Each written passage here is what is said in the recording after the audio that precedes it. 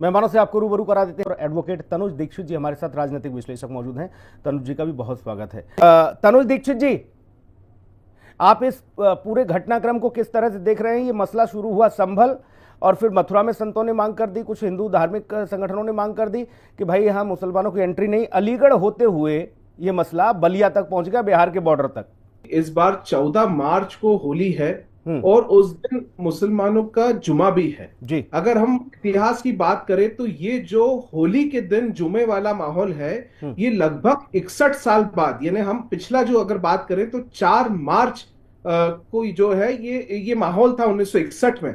और ये एक बहुत बड़ा जो इसमें श्रेय जा रहा है वो यही जा रहा है कि इतने साल बाद, लगभग 1961 के बाद आज 2025 में ये मौका पड़ रहा है जब जुमा और होली जो रंग खेलने वाली है वो अच्छा, ये भी संयोग है कि सब योगी के टाइम पे ही ऐसे ऐसे वो आ रहे हैं। 144 साल बाद कुंभ का योग बना और 61 साल बाद ऐसा कि जुमे के दिन ही होली है।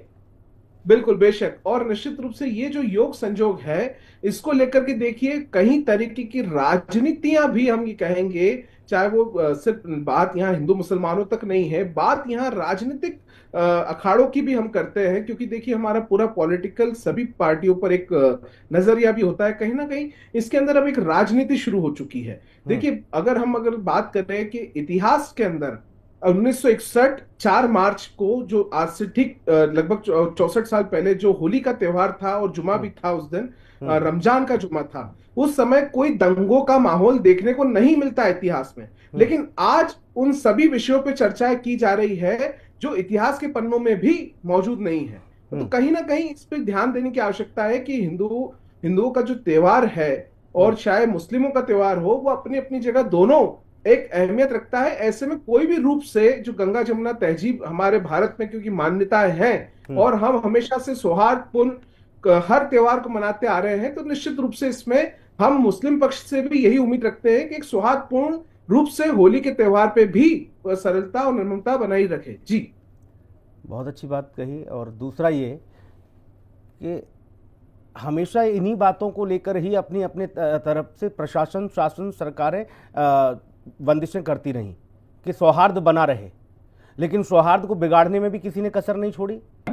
4 मार्च 1961 से लेकर अब तक तनुज भाई कैसे कैसे हालात रहे ये भी तो देखना होगा।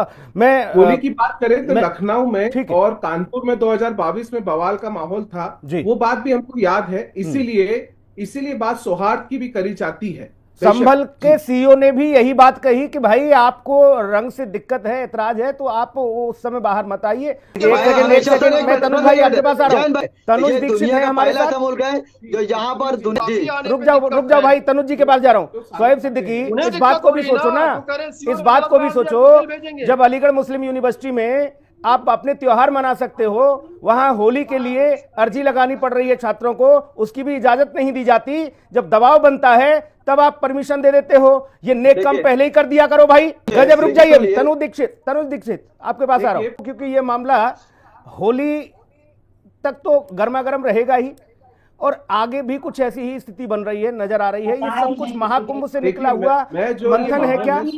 इसको पूर्ण रूप से एक सामान्य तौर से देखता हूं। जिस तरीके से संभल में पिछले दिनों जो घटनाएं घटी, वो पूरे देश में उससे क्या हड़कंप हुआ और पूरा देश उससे वाकिफ है, भली भांति जानता है उस बात को।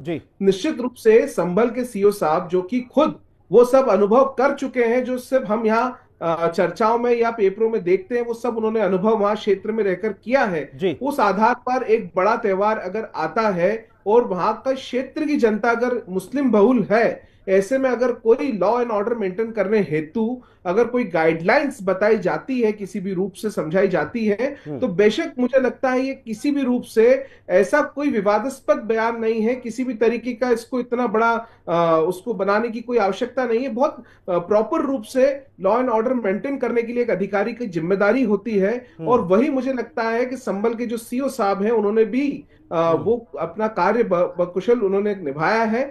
और अब उसके बाद इस पे जो राजनीति अलग अलग रूप से मैं आपसे बस तनुज दीक्षित ये समझना चाह रहा हूं, भारतीय जनता पार्टी जिस पिच पर खेल रही है, समाजवादी पार्टी जबरन आकर वहां कूद गई नहीं। जैसे बच्चे होते हैं कुछ उद्दंडी आ जाते हैं, नहीं हम भी खेलेंगे, यही खेलेंगे।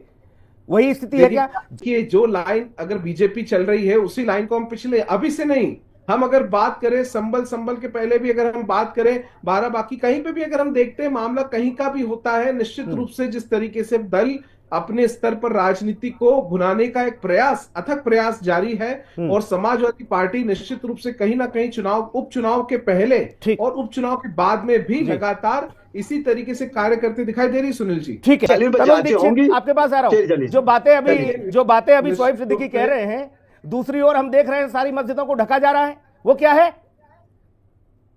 निश्चित रूप से कहीं ना कहीं जो बोलने में करनी और कथनी दोनों में एक बहुत बड़ा फर्क दिखाई देता है।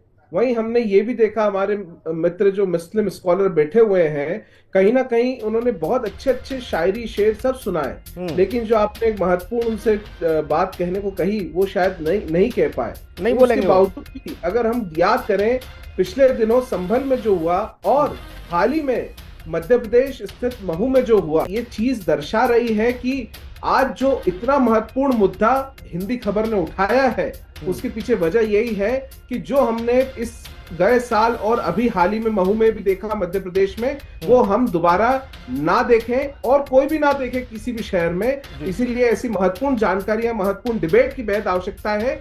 आज कुछ लोग यहाँ बैठ करके डिबेट पर भी सवाल उठा रहे हैं, लेकिन इसकी महत्ता और महत्वपूर्णता अपने आप में बेहद जरूरी थी सुनील जी, और मैं इसके लिए हिंदी खबर को बहुत तारीफ देता हूँ, बहुत इनका धन्यवाद करता हूं कि ऐसी महत्वपूर्ण डिबेट को आज इन्होंने संपूर्ण किया। जी, मुद्दा आप ही देते हो और उन्हीं मुद्दों पर फिर आपसे हम सवाल पूछते हैं। बहुत धन्यवाद चर्चा में जुड़ने के लिए, बहुत शुक्रिया। खास कार्यक्रम में इतना ही, नमस्कार।